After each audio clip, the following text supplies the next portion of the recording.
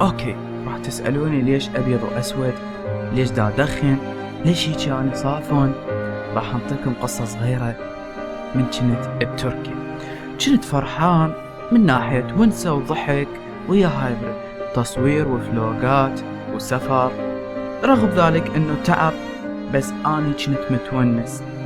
اجا اليوم اللي رجعت بيه للعراق والواهس كله خرب من ناحية افكار ماكو، بس شنو اتوقع راح تظل هيك حياتي بائسة. اوقف شيل الابيض واسود، شيل الاغنية الحزينة. اوكي، ليش هيك دا اسوي؟ اقدر افكر بهواي شغلات وارجع هلا ورا فترة، فخلي نبلش يا حبيبي.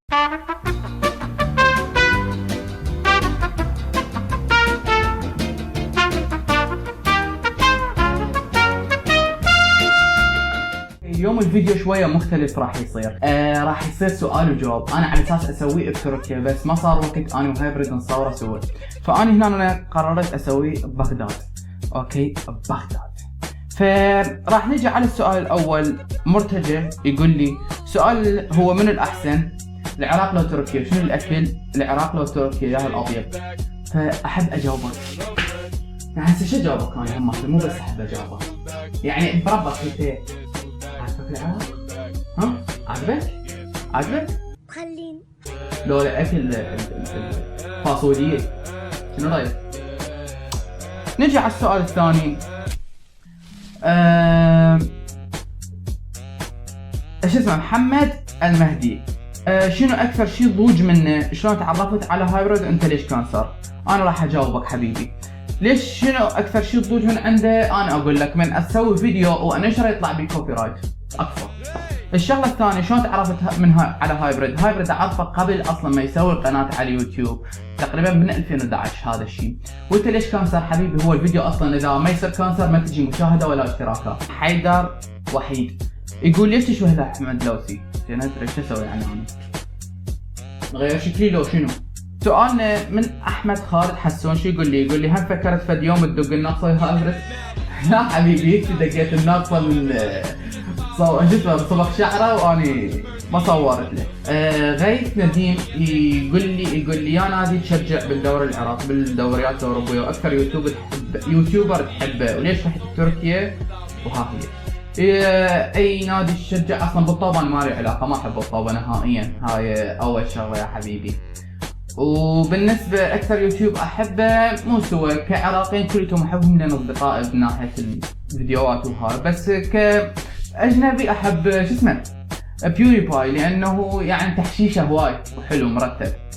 اوكي، هسه نجي على امير واثق. يقول لي ليش كل واحد منكم بدا بمجال يوتيوب وشنو النتيجه او الرقم اللي تريد توصل له؟ حبيبي احنا بدينا اول شيء كهوايه، بس بعدين ما ادري شنو اللي خليته احبه اكثر واكثر شو اسمه اليوتيوب. وبعدين بالنسبه للرقم انفينيتي، يعني شيء اريد اوصل له اكثر هيك. اوكي، بن صديقنا يقول مرتضى صادق سلمان.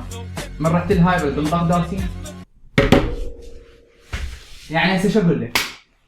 الدارسين شنو؟ تعال حبيبي يمي وانا اشوفك الدارسين، شنو رايك؟ يا عمري.